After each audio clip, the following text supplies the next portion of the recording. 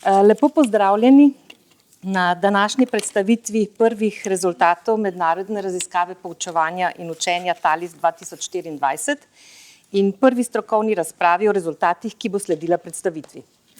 Za uvod najprej nekaj besed o sami raziskavi. TALIS je največja mednarodna raziskava o učiteljih in ravnateljih.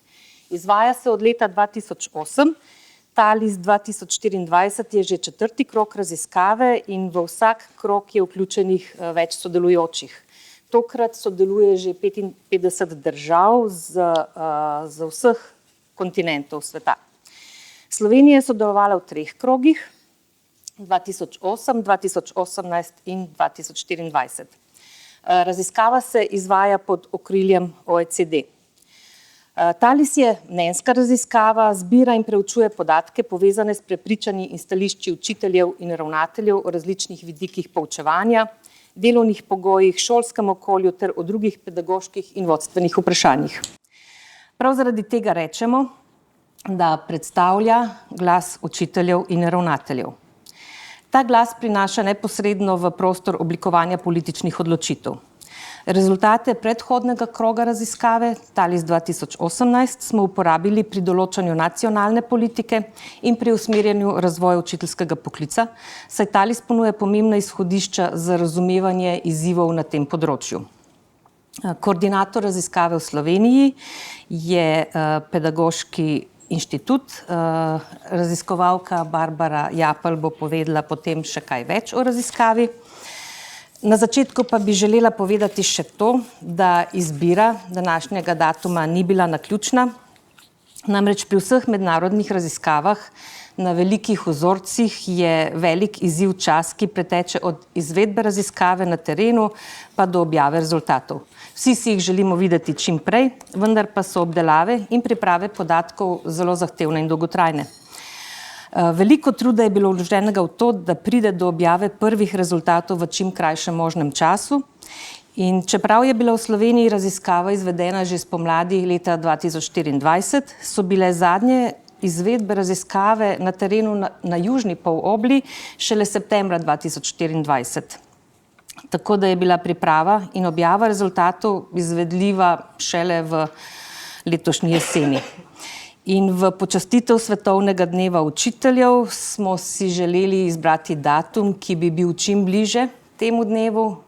Letos je bil žal ta dan na nedeljo, tako da smo zbrali 7. oktober. 7. oktober je tudi dan mednarodne objave javnih rezultatov, ki je letos potekala v Singapurju, tako da danes ob 3. zjutraj po našem času je bila javna objava rezultatov in sproščen embargo na vse podatke.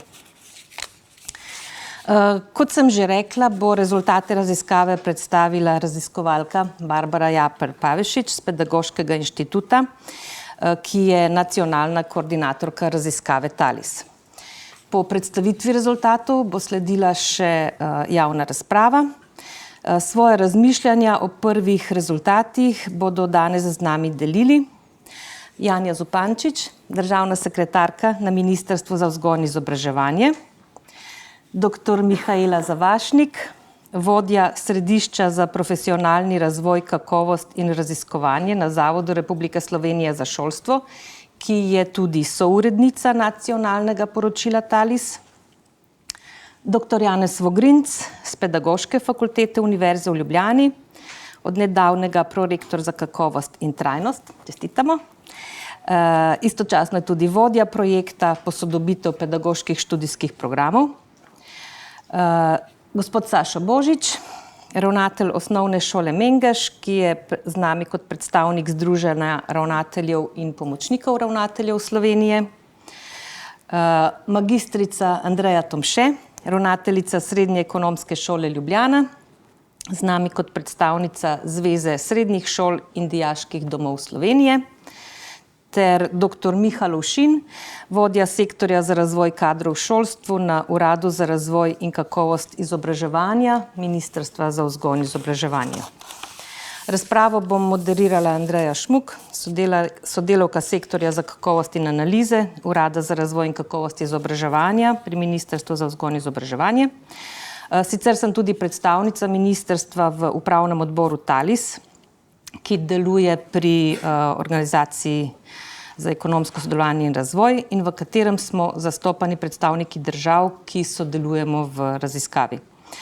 Naloga upravnega odbora je, da vodi in usmerja pripravo raziskave. Zdaj pa prosim koordinatorko raziskave TALIS v Sloveniji, Barbaro Japelj-Pavešič, za predstavitev prvih rezultatov TALIS 2024. Izvoli, Barbara. Hvala, Andreja. Hvala za pozornost vašo. Adela, kaj pa to? Jaz smo polno energic na sebi.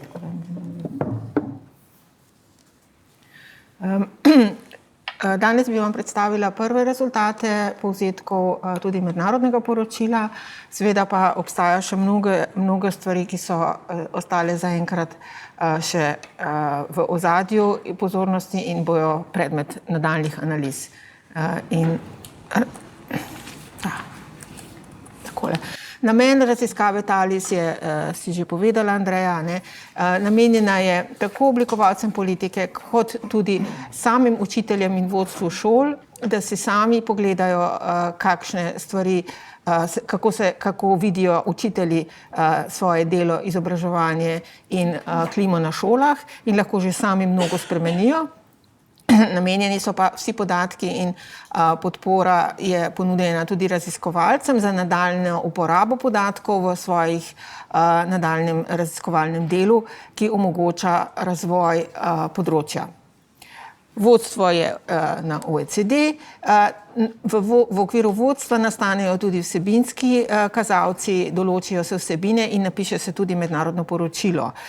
Mednarodni center za podatke je bil IEA, kar je druga organizacija, ki skrbi za drugo vrsto raziskav, tako da tu nastane včasih malo do neskladij, ampak Mednarodni center za podatke je poskrbel za to, da je nastala mednarodna podatkovna zbirka in da so naši podatki pravilno vključeni v mednarodne zbirke in so dosegljivi vsem za uporabo.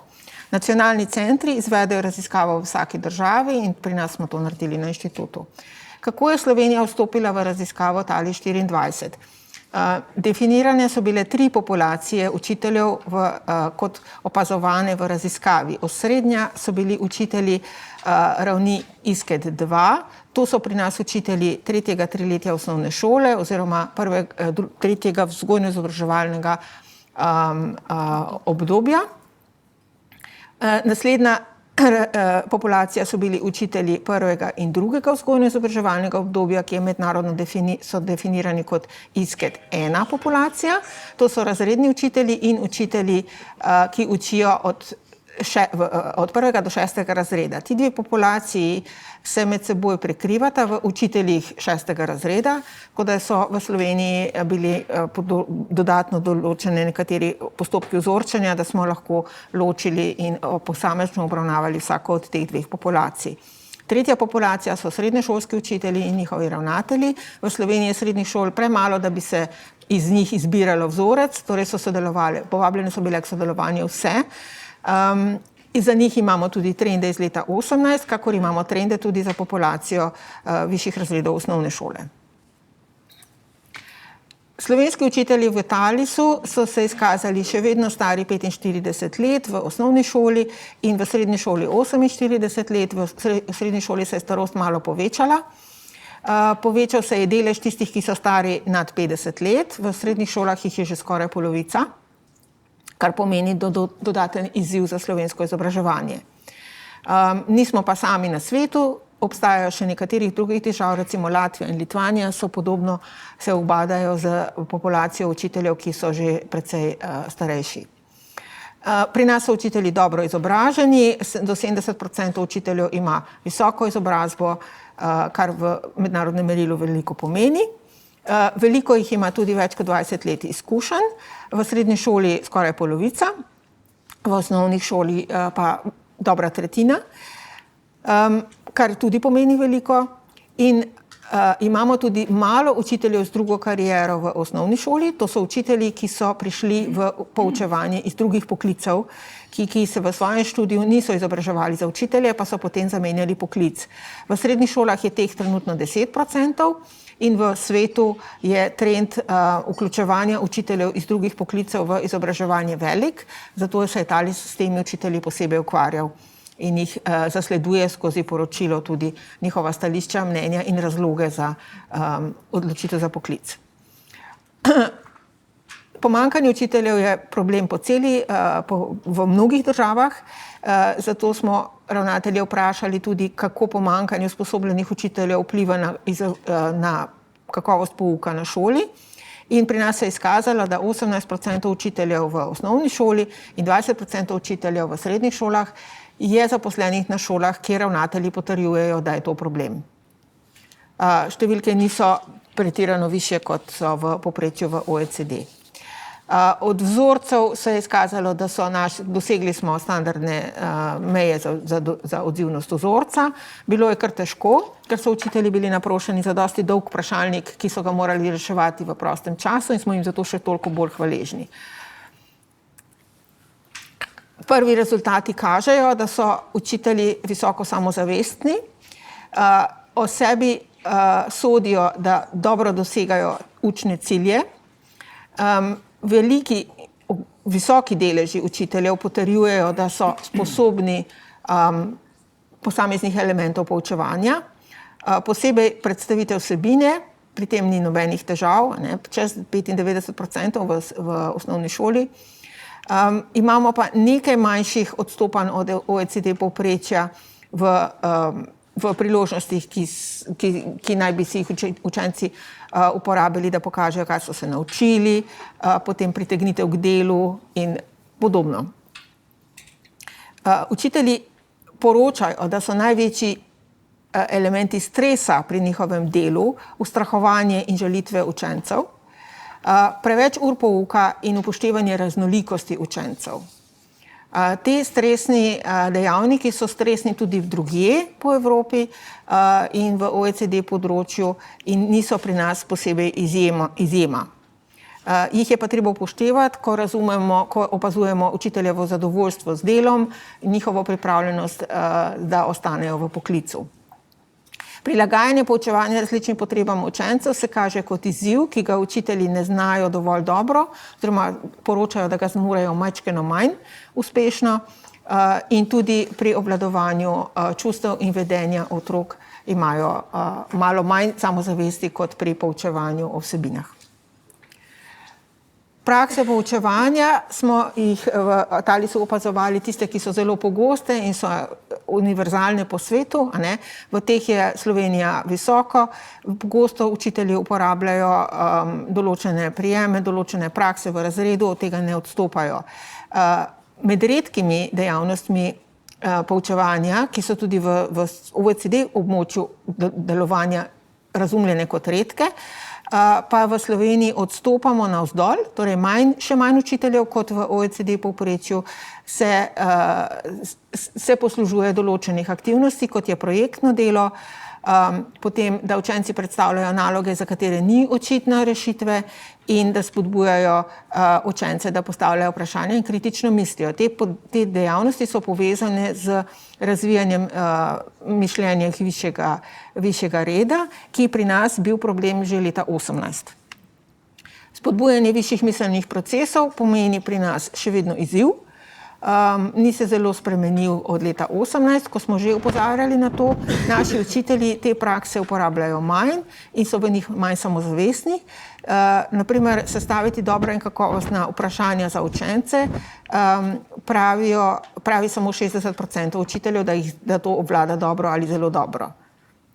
Torej, to opazujemo tudi v drugih raziskavah kot podoben rezultat in se s tem pač moramo soočiti.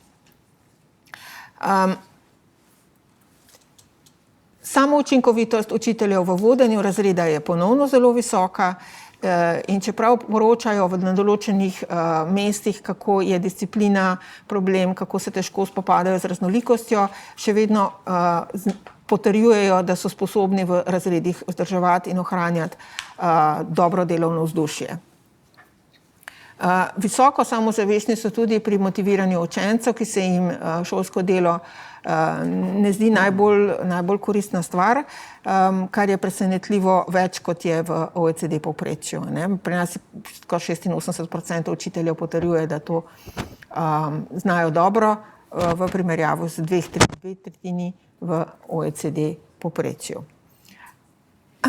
Imamo tudi podatke o tem, kako učitelji zelo dobro podpirajo in pogosto se ukvarjajo z podporo socialnega in čustvenega učenja učencev. V Talisu je bilo temu posvečeno precej pozornosti. Izkazalo se je, da v Sloveniji učitelji to zelo dobro poznajo in se ukvarjajo z stvarjo in tudi so uspešni pri zagotavljanju aktivnosti za učence.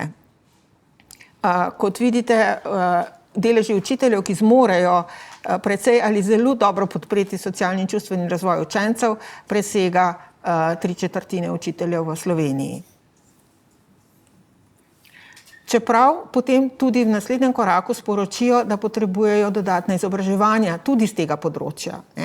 Torej, imamo potrebe po nadaljnjem izobraževanju in usposabljanju v določenih področjih poučevanja.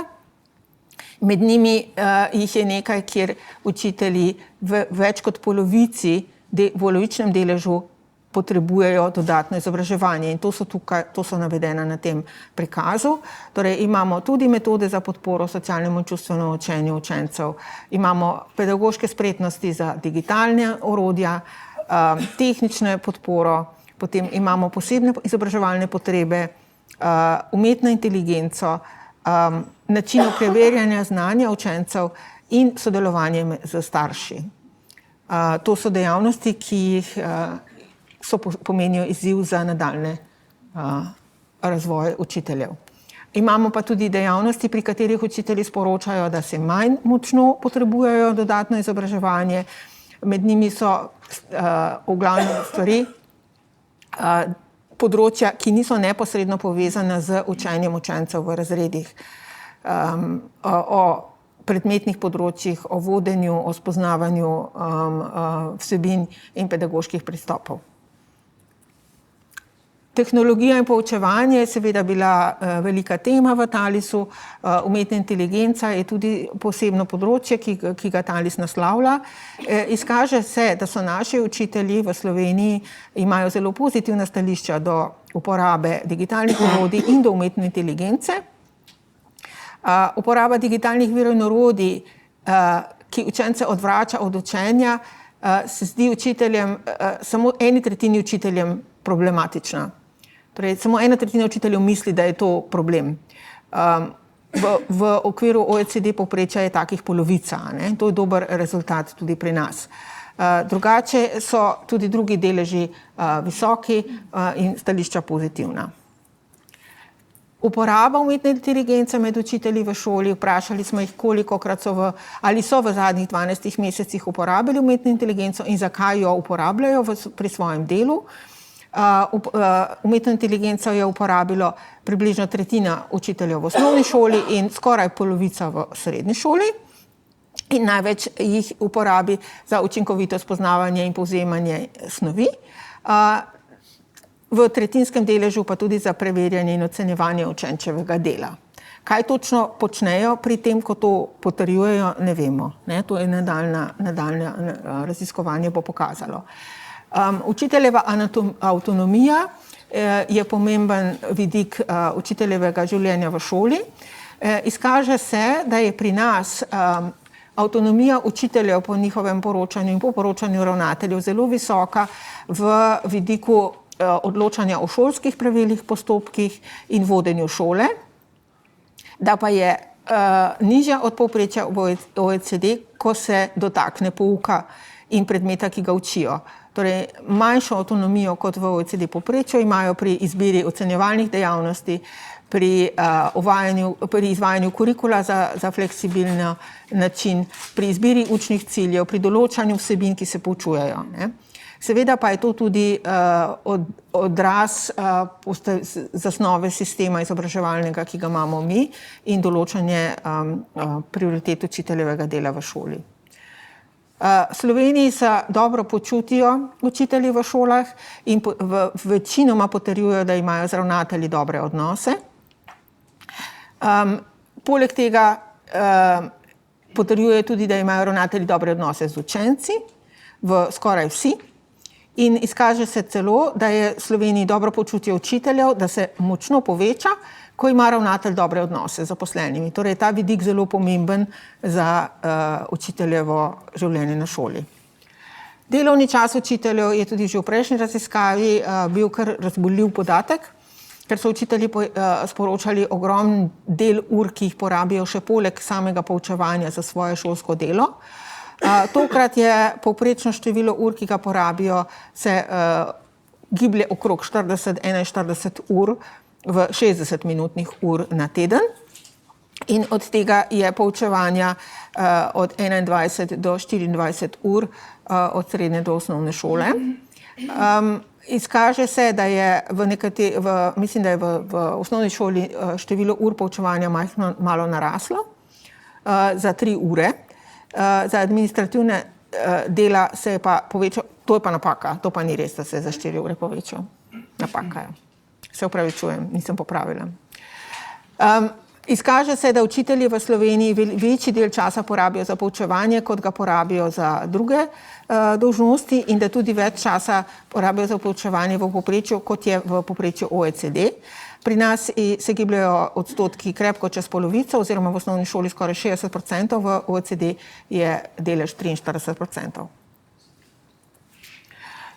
Učitelji so kritični do svojega študija in poročajo o tem, da jih študij ne pripravi dobro na vse elemente poučevanja. O vsebini in pedagogiki posameznih predmetov ne dvomijo, poročajo pa, da jih ni najboljše študij opremil z orodji za uspešno vodenje razreda. To pomeni vzdrževanje discipline in nadziranje učencev in pač ohranjanje delovnega vzdušja, kjer o tem poroča samo 1/3 učiteljev, kar v osnovni šoli in polovica v srednji šoli. Slabši podatek pa je, da so novi diplomanti, učitelji, ki so do 5 let zaposleni na šoli po svojem študiju, poročajo o tem, da jih je študij manj dobro pripravil na prakso v razredu. V 3. triletju pri nas je delež učiteljev, ki so poročali od leta 18 do 24, padel za 35 odstotnih točk, kar je ogromno in je tudi največ v vseh državah. In gotovo je to posebno dodatno analizirati in nasloviti in ugotoviti, kaj so resno tisti elementi, ki povzročajo to njihovo občutek nepripravljenosti. Učitelji so povprečno zadovoljni z delom v Sloveniji, je pa zadovoljstvo malo padlo, z 90% na 85% je delež učiteljev, ki javljajo, da so zadovoljni z delom. Posebej smo v Talisu upoštevali zadovoljstvo z delom brez upoštevanja plače in z upoštevanjem plače. 1/3 učiteljev je bila leta 2024 pred plačno reformo zadovoljna s svojo plačo. Seveda upamo, da se je to zdaj spremenilo po sprejetju sprememb. Obenem tudi 1/5 mlajših učiteljev in 1/5 tistih, ki se ne bodo upokojili, sporoča, da ima namen zamenjati svoj poklic v naslednjih 5 letih. To je približno delež, ki ga zaznava tudi OECD v povprečju med drugimi državami. Je pa dovolj velik, da zahteva posebno pozornost in vzdrževanje učiteljev v poklicu je pomembna naloga vsakega sistema. Če pogledamo, kako so učitelji z njihovo plačo in zadovoljstvom umeščajo med druge države, ugotovimo, da so slovenski učitelji po plači v približno prvi tretjini na tej lestvici. Recimo Avstrija ima zelo visoke plače in tudi po zadovoljstvu so majčkeno nižje, kot bi si želeli, da smo.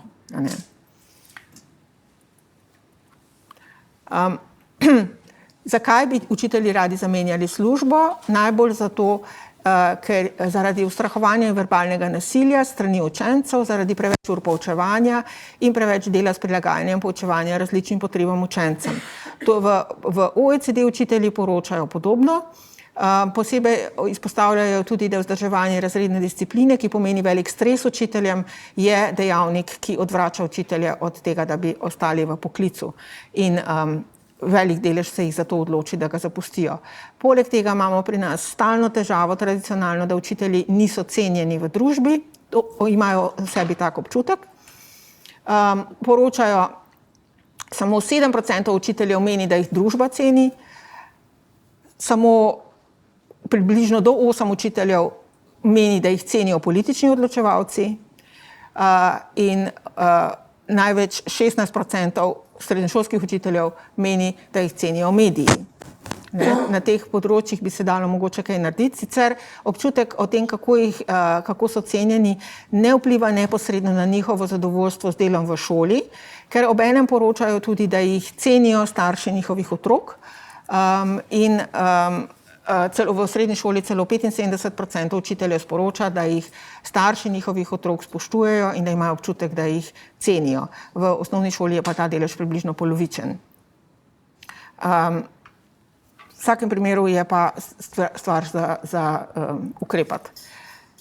Zdaj pa na zadnje samo še, kje imate rezultate. Rezultate imate na več mestih, imate na spletni strani našega inštituta, tudi ministrstvo bo verjetno objavilo linke, obstaja poročilo kot e-knjiga, kot PDF, lahko jo vsi vzamete, lahko karkoli uporabite iz njih, zadeva je odprta in posebej spodbujeno je vsako uporaba rezultatov ali podatkov za kakršnekoli raziskovalne ali namene sprejemanja odločitev ali pojasnjevanja stvari v šolah.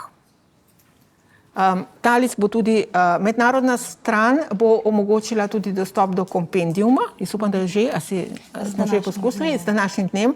To je orodje, kjer lahko izberete, po katerih spremenljivkah in katerih elementih želite primerjati različne države med seboj, torej neposredni vstop v lastno interaktivno delo s podatki. Pokaže tudi grafe in prikaze, seveda je v angleščini, ampak mislimo, da bo orodje omogočilo hitri dostop do odgovorov na vprašanja, ki se bodo pojavila posameznikom o tem, kaj se dogaja v učiteljem v šolah. Hvala lepa.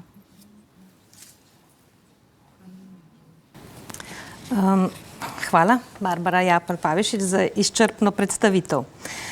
Zdaj bi pa prosila državno sekretarko za prvi odziv na predstavljene rezultate. Kako komentirate te prve rezultate raziskave TALIS 2024? Hvala lepa, lep pozdrav. Najprej bi se želela zahvaliti Pedagoškemu inštitutu, gospe Barbari Japelj Pavišič za koordinacijo in vodenje.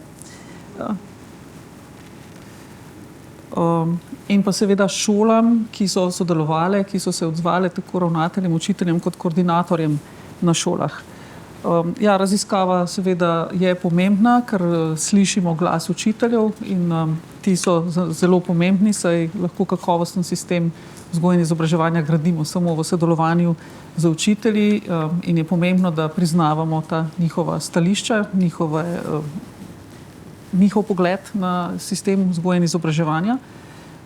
Pri tem pa bi želela mogoče izpostaviti tiste vidike, ki izpostavljajo, zakaj so zadovoljni v poklicu in kaj so vidiki, ki jih motivirajo za to, da v poklicu vztrajajo. Ti dejavniki so seveda notranji in zunanji. Kot notranja motivacija, neka pedagoška strast, ki jo pa seveda lahko z zunanjimi dejavniki dobro podpremo. Pomembno je seveda njihov občutek, da je poučevanje družbeno koristno delo, da so nekako navdušeni nad tem svojim poslanstvom in poklicem. Seveda pa pri tem veliko in pomembno vlogo igrajo tudi zaposlitveni pogoji, kot so neke materialne ugodnosti, možnosti kariernega napredovanja, urnik dela in tako naprej. In je pač ta šolski sistem ima svoje zakonitosti, ki se mogoče na drugačen način prilagajajo potrebam sodobnih, mladih, bomo rekla, v poklicu vstopajočih posameznikov. Kar je raziskava pokazala, pa je, mislim, da pomembno izpostaviti, je to, da so za učitelje najpomembnejši dejavniki šolska klima, varno in spodbudno učno okolje, ker pač biti učitelj je odnosen poklic, pa pomeni, da mora biti odnosi, da je zelo priporočljivo, da so tudi v kolektivu dobri odnosi, da so dobri odnosi z vodstvom, da lahko poglobljeno sodelujejo, se počutijo varne v tem svojem delovnem okolju. Potem pa seveda, ko pa naslavljamo skrbi, ki jih imajo učitelji, pa seveda skoraj polovica učiteljev pravi, da na delovnem mestu doživljajo stres. Tukaj izpostavljajo, da preveč administrativnega dela, reševanja pomislekov staršev, kot težavo izpostavljajo vzdrževanje discipline v razredu. In tudi tukaj pod črto potegnemo, rečemo, želijo si pedagoški mir. Zato, ker v tem pedagoškem miru, kjer bodo lahko v polnosti živeli tudi svojo avtonomijo in strokovnost, bodo lahko izvajali kakovostno vzgojno-izobraževalno delo. Zdaj seveda pa v tem svetu, ki se hitro spreminja, pa je težko zagotoviti občutek pedagoškega miru in tukaj se spet vrnemo na kolektiv, na notranje odnose, na res kakovostno, suvereno pedagoško vodenje. V vseh teh postavkah tudi ministrstvo naslavlja te izzive z različnimi ukrepi, tako s spremembo zakona o organizaciji financiranja vzgoje in izobraževanja, zakonom o osnovni šoli, kjer se en del pomembno naslavlja vzgojno delovanje. V pripravi se seveda tudi spremembe zakona o usmerjanju otrok s posebnimi potrebami, pa posodablja se pravilnik oziroma nov pravilnik o ocenjevanju učencev in napredovanju. Tako da so ukrepi, ki jih izvaja ministrstvo v sodelovanju s zavodi, usmerjeni v področja, ki jih je raziskava naslovila. Seveda pa ne morem, da ne izpostavim reforme, kurikularne prenove in tukaj so pred nami tudi še izzivi, ki se bodo povezali z uvajanjem novih učnih načrtov v prakso pri spreminjanju prakse poučevanja. In seveda bo ta pedagoški mir spet nekako načet, pa vendar so spremembe, pri katerih je sodelovalo tudi veliko učiteljev, tako pomembne, da bodo na koncu, na cilju, seveda bo delo za učitelje lažje, bolj kakovostno, dosegla se bo večja dobrobit učencev. In je pač potrebno vložiti nekaj truda in napora za to, da bo tudi ta cilj kakovostnega izobraževanja na dolgi rok dosežen. Bi pa tukaj še neko zadevo želela izpostaviti. Ta raziskava seveda ponuja veliko izhodišč za sistemske razmisleke, kako načrtovati politiko na nacionalni ravni, pa tudi veliko izhodišč za razprave v kolektivih, za strokovne razprave, ki jih kolektivi potrebujejo, zato da bodo, kot je tudi iz raziskave izhajalo, učitelji sodelujejo na področjih, kjer si izmenjujejo neko, bom rekla, prakso, kakšne učne liste in tako naprej, sodelujejo v tem dnevni operativni ravni. Želeli pa bi si tudi bolj poglobljenega sodelovanja v kolektivih med učitelji in krepitve strokovnega dela in v tem oziru pa vidimo velike priložnosti tudi v tem in vsebin, ki jih naslavlja raziskava, zato da učitelji izmenjujejo svoja znanja in krepijo kolegialno podporo, sodelujejo in tako naprej. Tako da veliko izhodišč, ampak bi pa dovolila še tudi komu drugemu, da kaj pove. Tako da hvala lepa. Hvala, državna sekretarka, za vaše prve komentarje. Razmislek o prvih rezultatih nadaljujemo s strokovnimi partnerji. Profesionalna pot učitelja se začne z njegovim začetnim izobraževanjem. Pomembno je, kako ga le-to usposobi za poučevanje. Z nami je dr. Janez Vogrin z Pedagoške fakultete v Ljubljani, ki ga bom prosila za komentar ocene učiteljev glede njihove pripravljenosti na poučevanje in glede ocene, kako so zastopane vsebine v začetnem izobraževanju. Prosim za vaš komentar, dr. Vogrinc. Ja, hvala, lepo pozdravljeni. Zdaj, če mogoče najprej nek svoj vtis oziroma to, kar se mi pravzaprav iz te predstavitve najbolj vtisne v spomin, povem na začetku. Mislim, da je zelo spodbudno to, da so anketirani učitelji nadpovprečno samozavestni in to na različnih področjih, ki ste jih tukaj preverjali. Kar se tiče preverjanja in ocenjevanja znanja, kar se tiče pomirjanja motečega učenca, znajo motivirati učence za šolsko delo, tudi tiste učence, ki nekako ne kažejo največjega interesa za to. In pravzaprav tudi zelo velik delež učiteljev poroča o tem, da znajo pomagati pri napredku prav vsakega učenca oziroma učenke. Mislim, da so to spodbudni podatki. Seveda gre za mnenje učiteljev o tem, ampak vendarle tudi neka lastna predstava o tem je pomembna. In s tem sem začel tudi zaradi tega, ker se mi zdi, da, ali pa ker imam nekako v spominu kakšne prejšnje raziskave, kjer smo pravzaprav zelo pogosto opozarjali na to, da naši učitelji niso najbolj samozavestni pri tem, kar počnejo. Zdi se mi tudi zelo pomembno izpostaviti, da je s svojim delom zadovoljna večina učiteljev. Torej več kot 85% učiteljev poroča o tem, da so zadovoljni. 3/4 približno jih poroča o tem, da bi ponovno izbrali učiteljski poklic in nekje manj kot 20%, manj kot petina je takšnih, ki dejansko so na začetku kariere pa razmišljajo o tem, da bi svojo kariero zamenjali. Mislim, da so to spodbudni podatki. Mogoče tudi nekoliko drugačni, kot v zadnjih letih poslušamo vsej neke javne razprave, kaj se pravzaprav v našem šolskem sistemu dogaja. Seveda so tu tudi podatki, ki na nek način vendarle govorijo o začetnem izobraževanju učiteljev. Težko si zelo zadovoljen, težko si zelo samozavesten, če pravzaprav ne bi bil dobro strokovno izobražen na tem področju. Skratka, mislim, da je treba pač tudi pogled na začetno izobraževanje seveda gledati nekoliko širše v okviru celotnega konteksta.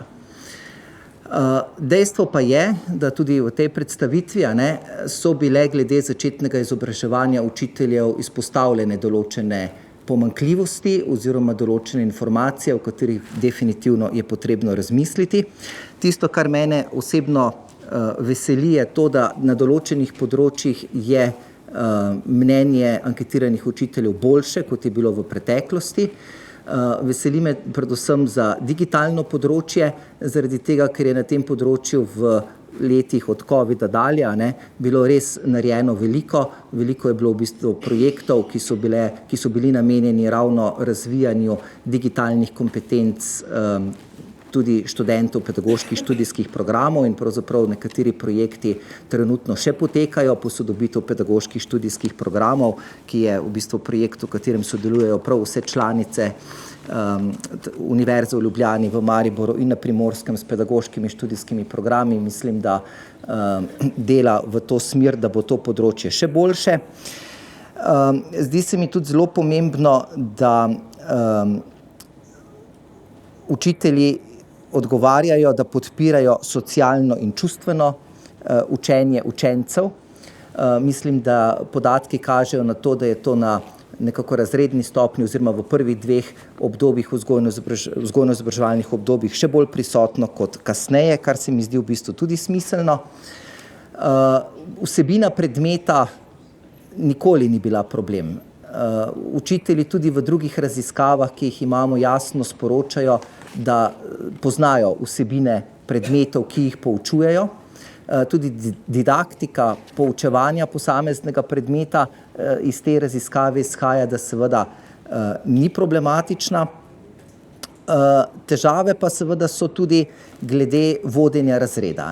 To je pa pravzaprav tisti podatek, ki nekako vsaj po mojem mnenju najbolj izstopa. Velik padec, kako so pravzaprav predvsem mlajši učitelji pripravljeni za to, usposobljeni za to, da vodijo oddelek. Tukaj pa mislim, da se je potrebno seveda tudi vprašati, kakšni pravzaprav oddelki trenutno so.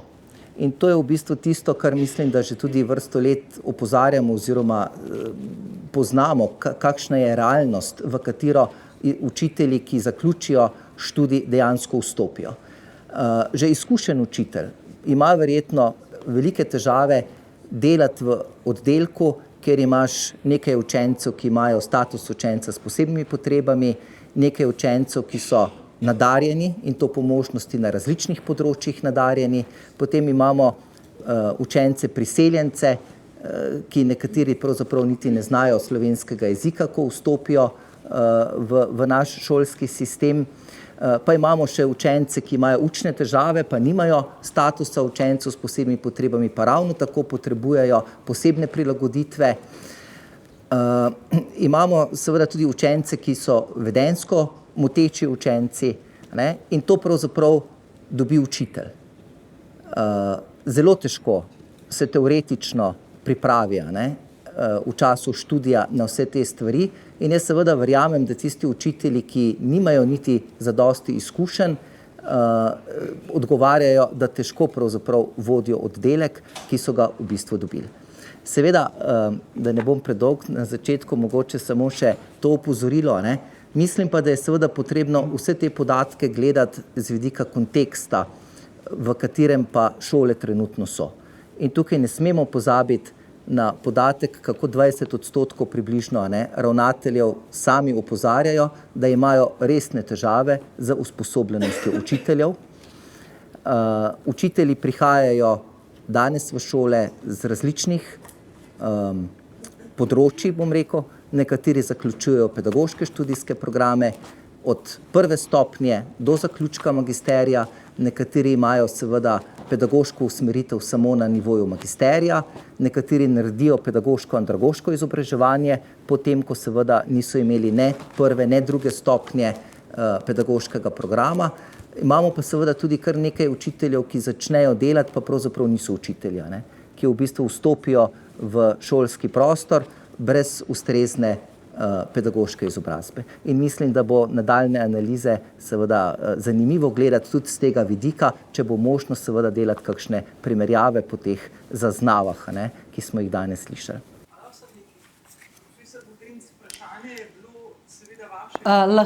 Lahko počakamo, da speljemo ta krog, ker bodo potem vprašanja na koncu. Predvideno je tudi, da bodo vprašanja iz publike, ampak potem na koncu, prosim. Hvala. Hvala, dr. Vogrinc. Začetnemu izobraževanju sledi vstop v poklic. Gospod Sašo Božič je ravnatelj Osnovne šole Mengeš in je z nami kot predstavnik Združenja ravnateljev in pomočnikov ravnateljev Slovenije. Vsak dan je v stiku z učitelji, spremlja njihovo delo in izzive, s katerimi se srečujejo. Vstop v poklic in uvajalno obdobje je eno izmed ključnih na učiteljevi profesionalni poti. Rezultati TALIS 2018 so pokazali majhen delež učiteljev, ki so bili vključeni v uvajanje, formalno ali neformalno. Delež teh učiteljev se je v TALIS 2024 občutno povečal, vendar pa je še vedno pod mednarodnimi povprečji. Tudi deleži učiteljev s formalno dodeljenim mentorjem so v letu 2024 nekoliko višji, vendar pa so tudi še vedno pod mednarodnimi povprečji. Kako komentirate te rezultate? Lepo pozdravljeni vsi skupaj. Zdaj pa bo, a ne? Ja. Lepo pozdravljeni vsi skupaj. Tudi en stavek bom tudi jaz povedal o sami raziskavi, kako jaz vidim. Kar jaz vidim v raziskavi, rezultati raziskave v bistvu odražajo to, kar jaz slišim vsak dan od učiteljev. Učitelj danes biti je izziv, ni preprost poklic, nikoli ni bil, ampak danes je postavljen še pred določene nove probleme, težave, dajmo reči izzive vse skupaj, ne? Kar mu do neke mere tudi otežuje njegovo delo. Tako da odgovori so, seveda, to je mnenje učiteljev, lahko rečemo, da je subjektivno, ampak tako pač oni vidijo situacijo in je treba kot take te odgovore tudi razumeti in jih spoštovati. Ko se nekdo odloči, da bo nekoč učil v šoli, gre, mislim, da skozi 3 korake. Ta prvi korak je to, da po zaključku srednje šole se vidi v učiteljskem poklicu. V sami raziskavi sicer ni bilo vprašanje, zakaj so se odločili, kakšen je bil razlog, oziroma tudi seveda se ne da vprašati, zakaj se niso odločili.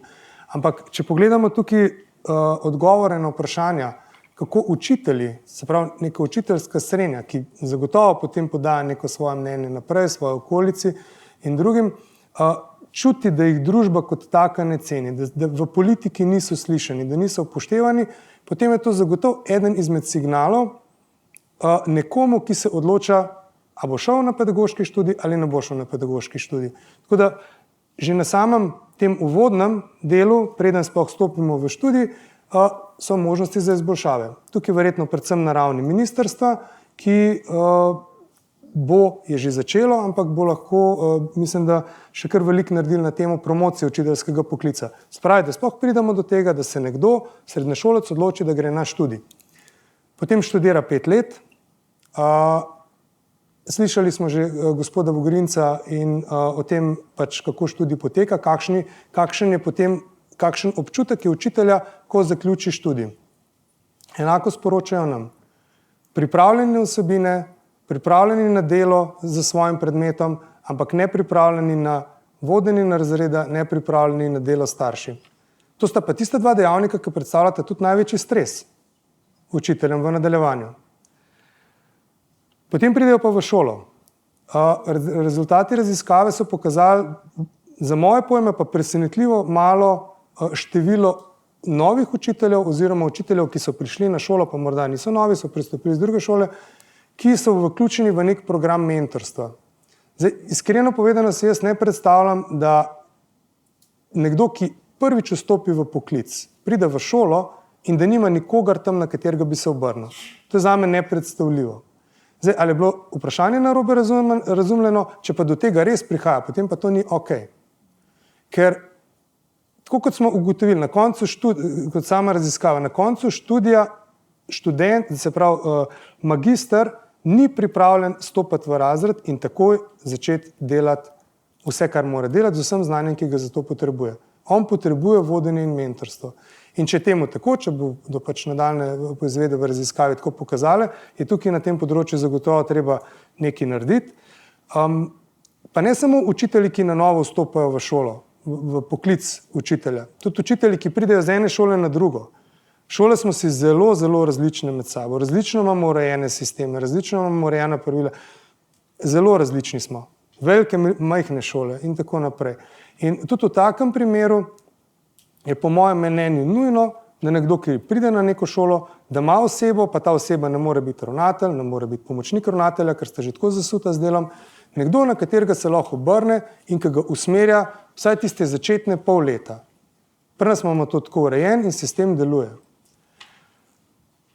Obstaja možnost pripravništva. Jaz ne vem, a sploh kakšen pripravnik danes v šoli še je, ker mi študente poberemo iz fakultet, preden sploh zaključijo študij in jih damo delati. Zato, ker je tak kadrovski primanjkljaj trenutno. Ravnatelji imamo res ogromen kadrovski izziv ta trenutek.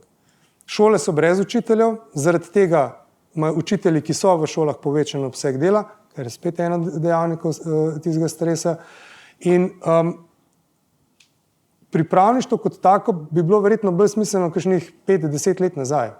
Zdaj pa mislim, da ga kar preskočimo in gremo takoj delati. Takoj, ko nekdo pride, k nam gre delati, ker nimamo časa. Edini razlog, mogoče, ki bi ga razumel, pa jaz mislim, da to ni upravičilo, da bi rekli, v šolah pa nimamo človeka, ker smo vsi toliko zaposleni, da bi se z nekom, ki na novo pride, ukvarjal. Jaz mislim, da do tega ne sme priti. Imamo zelo zaposlene učitelje, imamo učitelje s povečanim obsegom dela, ampak če je neka dobra klima v kolektivu, potem je ta pomoč, vsaj neformalna, vedno mora biti na voljo. Zagotovo. In na ta način potem podpremo začetnika ali pa novo zaposlenega, ki je prišel k nam, da se uvede v naš sistem, da spozna naše delovanje in potem v roku pol leta in enega leta začne normalno delati. Je pa res, da učitelj začetnik potrebuje pomoč še naprej. Ko pride v prvo konfliktno situacijo z nekim staršem, je to lahko ta prvi mesec dela ali pa čez eno leto. In takrat ko se znajde pred nekim izzivom, ki ga ne zna sam rešiti, takrat potrebuje pomoč. In tukaj mora potem stopiti posvetovalna služba zraven, ga usmerjati in tako naprej. Na šolah imamo veliko doizobraževanj v nadaljevanju, se pravi, kako, predvsem na teh dveh področjih, kako obvladati razred in kako sodelovati s starši. Hvala za vaš komentar, gospod Božič. Profesionalno učenje je pomemben vidik profesionalizma učiteljskega poklica. Z nami je tudi predstavnica Zavoda za šolstvo, vodja središča za profesionalni razvoj, kakovost in raziskovanje na zavodu, dr. Mihaela Zavašnik. Glede na to, da ste sodelovali pri pripravi nacionalnega poročila, imate dober vpogled v dejavnosti profesionalnega učenja, o katerih so poročali učitelji v raziskavi. Katerih oblik profesionalnega učenja se udeležujejo učitelji v Sloveniji? Ja, hvala lepa.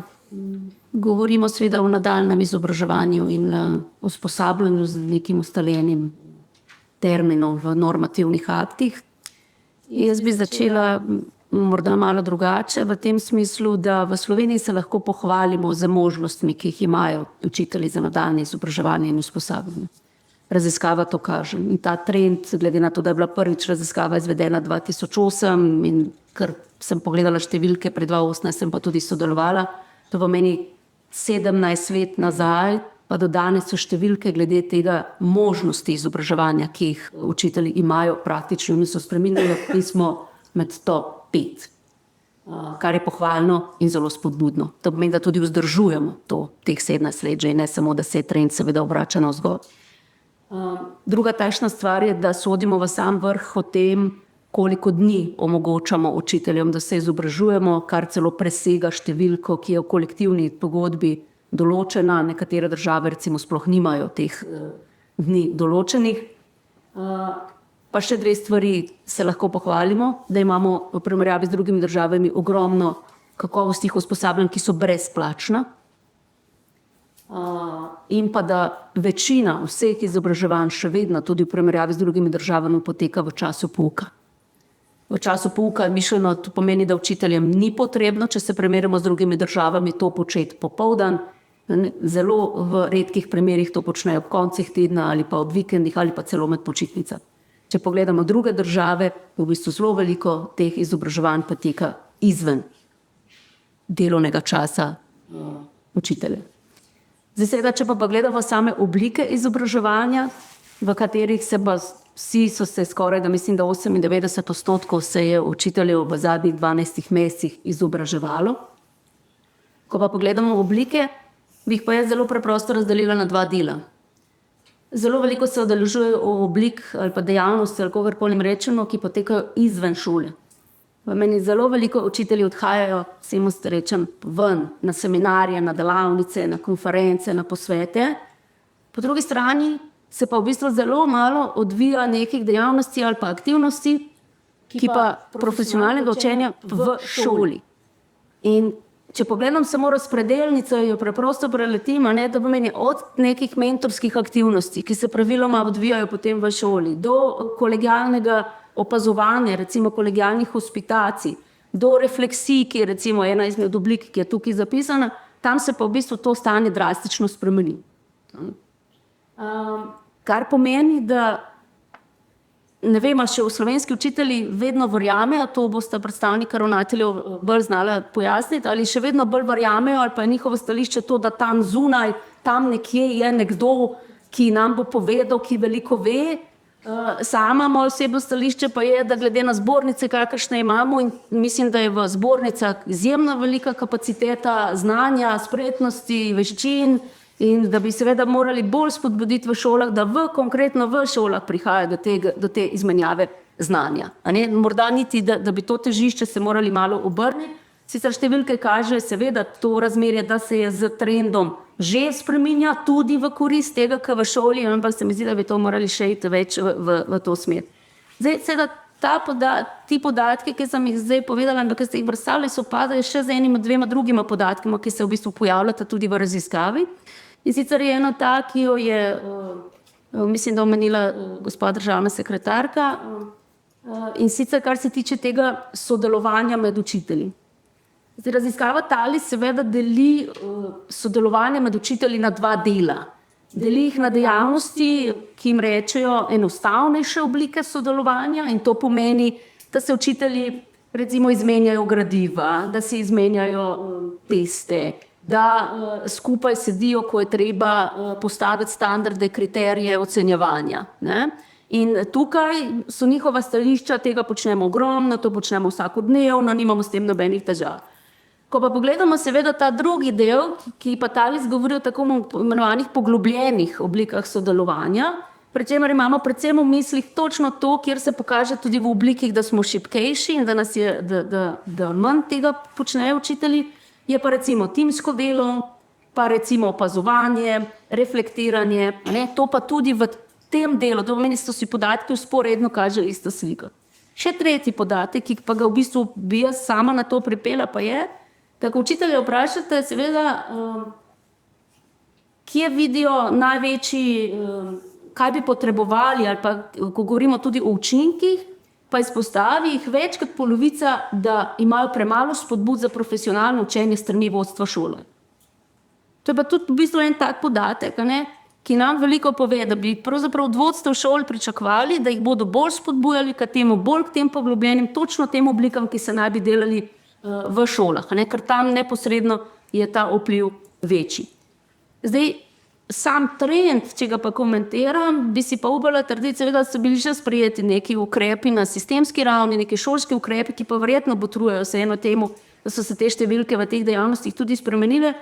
Če pogledam številke še iz leta 2018, zelo nerada sama o teh stvarih tudi predavam in mi je bilo zelo težko govoriti javno o tem, da zelo veliko omogočamo profesionalnega učenja, da pa v bistvu, ko vprašate učinke, o učinkih pa v bistvu pademo čisto na rep tega, ali pa da je bil podatek, da recimo neformalnega mentorstva, kar je kolega Božič tudi povedal, pa je bilo še leta 2018, da smo bili, mislim, da na predzadnjem mestu, in to je bil zelo zaskrbljujoč podatek takrat leta 2018. In ta trend je pa viden, da smo se vseeno pobrali, če temu tako rečem, da smo napredovali. Jaz sama s terena tudi vem, da me ogromno ravnateljev zdaj poroča, koliko je tega neformalnega mentorstva na samem terenu. To pomeni, če se popolnoma strinjam s tem, kar je kolega Božič rekel, tudi nek učitelj, ki pride iz druge osnovne šole ali pa iz srednje šole, pride pač iz nekega drugega okolja, kjer so veljala neka druga pravila, in je prav, da dobi nekega, rečemo temu, neformalnega mentorja za neko obdobje, da ta seveda spozna šolo in ve, tako se pač na naši šoli dela. Tako da druga takšen mogoče zadeva, ki pa je treba omeniti, seveda na Zavodu za šolstvo smo že pred leti in zaznavamo tudi veliko večji vpis, ponudili programe, ki se tičejo mentorstva učiteljem, začetnikom na začetku karierne poti, pripravnikom na začetku karierne poti, in vedno več je tega vpisa, vedno več je tega interesa, kar pomeni, da seveda tudi na tej ravni šolske politike imamo to spodbudo. Pa še morda, mogoče bo kolega Lušin kasneje še kaj o tem povedal, poskušali smo tudi z 1.9., ko je začel seveda veljati nov pravilnik o napredovanju strokovnih delavcev v nazive, 1.9.23 smo prav o tem zelo veliko razmišljali in umestili v ta pravilnik tudi veliko spodbud, ki krepijo to sodelovalno delo med učitelji na šolah, kot je na primer kolegialne hospitacije, in to, da se to lahko tudi kot ukrep politike prepoznava, in mislim, da daje veliko dodano vrednost. Hvala. Hvala, doktorica Zavašnik. Z nami je tudi magistrica Andreja Tamše, ravnateljica Srednje ekonomske šole v Ljubljani. Doktorica Zavašnik je že dala nekaj izhodišč, omenjala je sodelovanje med učitelji, med njimi je precej oblik preprostega, enostavnejšega sodelovanja in manj oblik poglobljenega sodelovanja, recimo timsko poučevanje, opazovanje, poučevanje drugih učiteljev, podajanje povratnih informacij. Kako bi komentirali vi te rezultate? Dobar dan, lepo pozdravljeni kot predstavnico Zveze srednjih šol. Jaz bi najprej komentirala, če dovolite, neke druge zadeve. Tako kot kolega Božiča, tudi mene rezultati ankete niso presenetili, razen v katerih stvarih, ki mogoče niti niso omembe vredni. Bi se pa ker je to v bistvu stanje v zbornicah, bi se pa navezala na vodenje. A ne? Poglejte, vodenje je danes ena najbolj zahtevnih funkcij. Tako v podjetju, tako kolektiva kot razreda. A ne? In če sama pogledam, ravnateljica sem 14 let, največ vodenja sem se ravno naučila v razredu. Ker danes učitelj več ne dobi svoje avtoritete z nazivom učitelj, ampak si mora v bistvu pridobiti te svoje učence, te svoje zaposlene. Razred do razreda je drugačen. Ne? In če pogledamo gospodarstvo, namenjajo ravno izobraževanju na področju vodenja največ. Ne? In vsekakor bi morali tu okrepiti tudi naše učitelje. Ne? Skupine, dijaki, učenci so vsak dan drugačni in čim starejši smo učitelji, ravno v srednjih šolah, ker zastopam njih, a ne, starost narašča. Torej smo si medgeneracijsko najbolj narazani. Ne. In morda zaznala sem rezultat, a ne, da imajo mlajši učitelji, začetniki, vsaj na začetku manj težav, a ne, s tem, če sem prav videla rezultat. Ja, ker so si mogoče bližje, ker si jih lažje pridobijo. Zdaj pa še na odgovor na vprašanje, ki ste mi ga zastavila. Poglejte, sodelovanje je veliko. A ne? Vsekakor bom pozdravila spremembo pravilnika, a ne, v napredovanju, kjer nagrajuje s točkami v nazive, a ne, učitelje pri kolegialnih hospitacijah. Ja, so spodbudili. Ker včasih so si mlajši učitelji bali pristopiti k starejšemu učitelju, če lahko pristopi k njemu na uro. Govorim s terena, ker je bilo mišljeno, ravnatelj ga je poslal, da me je preverjal. Ne, zdaj pa reči, poglej, oba dva bova nekaj imela od tega, jaz se bom prvič naučil od tebe, opazoval bom, kako vodiš razred, kako deluješ v kakšnih situacijah, ti pa boš imel, ne vem, morda točke za napredovanje. Sodelovanja je tudi veliko, ne samo formalnega, na strokovnih aktivih, ampak tudi v zbornici. Žal, zdaj, odkar uporabljamo elektronske dnevnike in redovalnice, se toliko manj učitelji srečujejo v zbornicah, se pa zato v neformalnih pogovorih v glavnih odmorih. Zato zagovarjam še vedno, da učitelji morajo imeti en daljši glavni odmor v času, se pravi, poteka pouka, na sredi pouka. Ker se vse veste kaj, v glavnem se vedno pogovarjajo o učencih, skratka o dijakih, in o izzivih, ki jih imajo v razredu, in tega v bistvu izmenjave mnenj, sodelovanja je veliko. Najlepša hvala, magistrica Tamše. Dr. Miha Lovšin pa je vodja sektorja za razvoj kadrov šolstva na ministrstvu. Ali lahko poveste, kako ministrstvo že naslavlja določene izzive, ki jih je pokazal TALIS 2024 in katere ukrepe nameravate še sprejeti? Hvala lepa za besedo. Mogoče samo na začetku ena generalna ugotovitev glede raziskave TALIS 2024. Mi resno jemljemo glas učiteljev. Je to mnenjska raziskava, pri tem nas ne zanima, mogoče kaže se kot prizanesljivejša v delu, kjer se ocenjuje mogoče lastno delo. Pomembno se nam zdi, da se te ugotovitve mnenja vzamejo resno, predvsem pa to razumemo kot spodbudo, podporo pri tem, da ko gre za vprašanje ugleda, položaja učiteljskega poklica, sodelujemo skupaj, ne glede na to, ali prihajamo iz vrst odločevalcev, učiteljev, javnih zavodov, medijev. Skupaj lahko nekaj premaknemo na bolje. Kar se tiče samih ukrepov, bi mogoče izhajal iz ugotovitve raziskave, kjer smo seveda najbolj zastrigli z ušesi.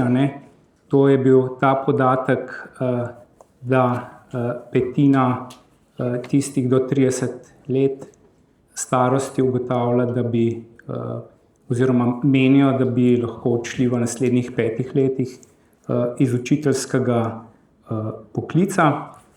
In pa to, kar je bilo izpostavljeno, da je to vodenje razreda, kjer je bilo zdaj, ali rečemo, ustrahovanje ali ohranjanje discipline v razredu eden od ključnih dejavnikov, tako pri stresu, kot tam, ko učitelji razmišljajo o odhodu iz poklica.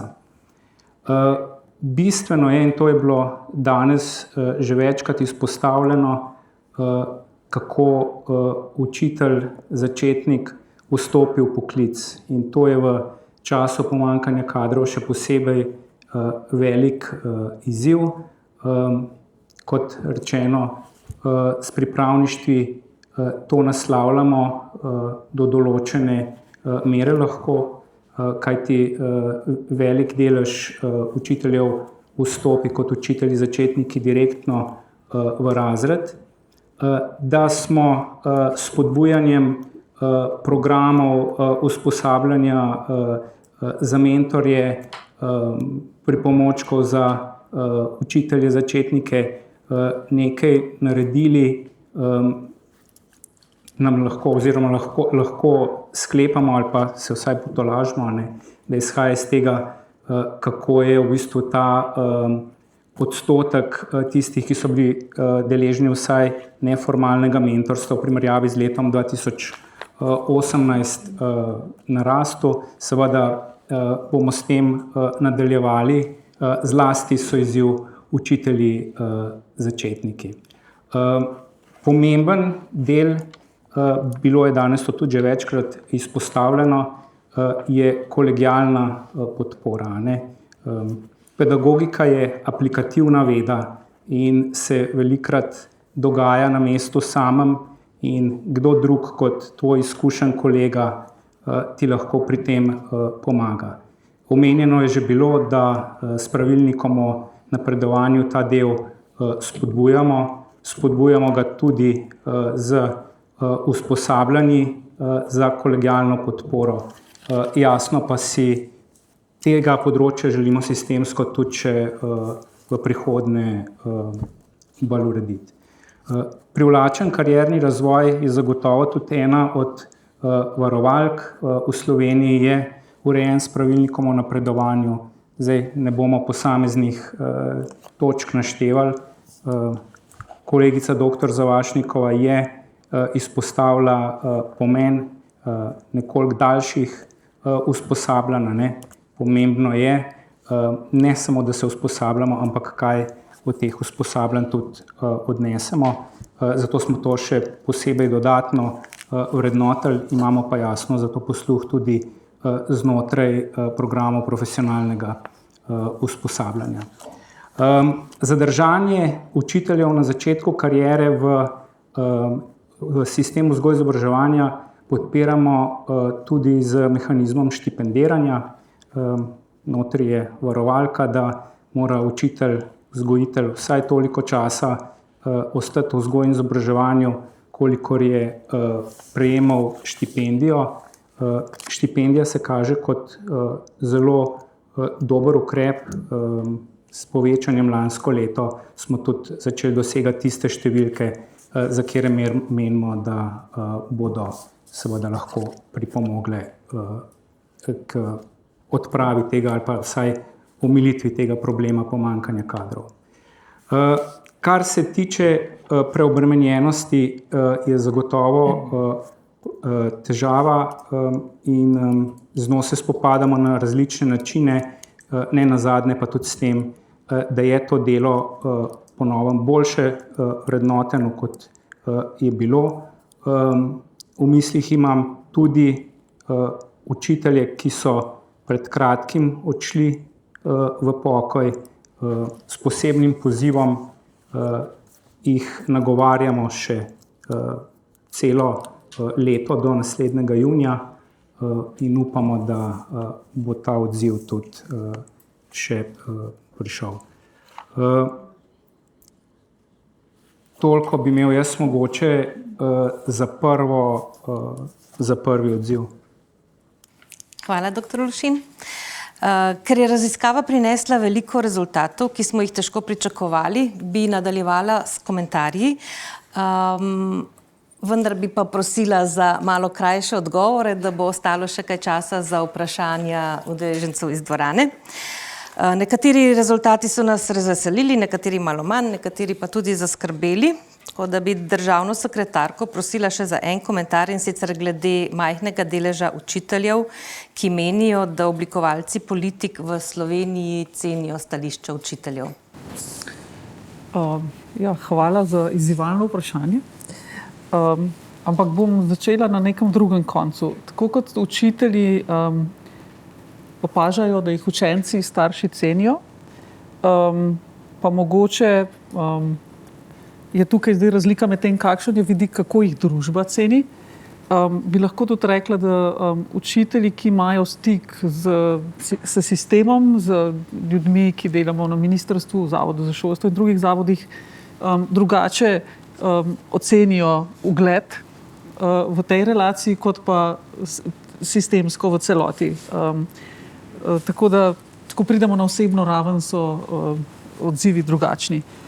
Seveda se zavedamo tega, da je pomembno sodelovati z učitelji, tako kot rabimo dobre odnose v zbornici, in kot se učitelj uči pri vodenja od učencev in potem ravnatelj, ki je bil prej učitelj, naj to prenese. Tako tudi tukaj lahko prenašamo iz enega okolja v drugega te gradnjo dobrih odnosov in sodelovanja. Zato tudi vabimo učitelje preko različnih oblik sodelovanja k oblikovanju sistemskih rešitev v delovnih skupinah, pri predmetnih kurikularnih komisijah in v različnih drugih, bom rekla, oblikah sodelovanja so povabljeni.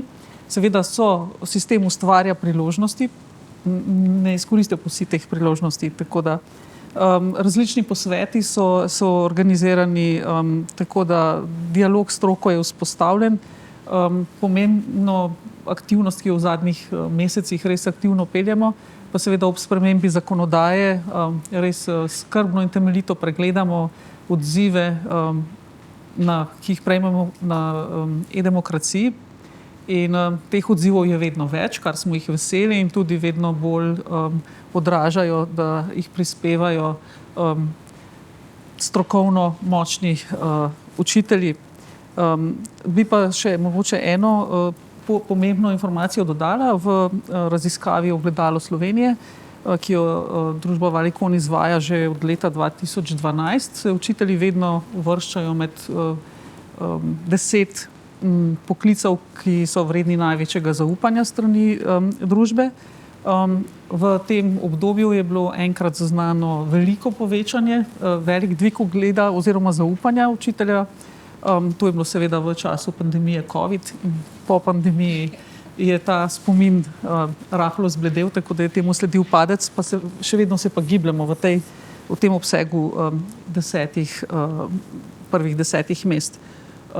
Če bo potem kaj več časa, lahko v bistvu še predstavim ta projekt, ki ga načrtujemo za krepitev kariernega razvoja in ugleda zaposlenih v vzgoji in izobraževanju, ki bo tudi naslovil veliko področij, ki jih raziskava naslavlja, in tudi okrepil sodelovanje in to temo pričakovano dvignil rezultate v naslednji raziskavi. Hvala lepa. Hvala, državna sekretarka, za vaš komentar. Doktorica Zavašnik, vas bi pa prosila še za en komentar, nekoliko protislovnih rezultatov.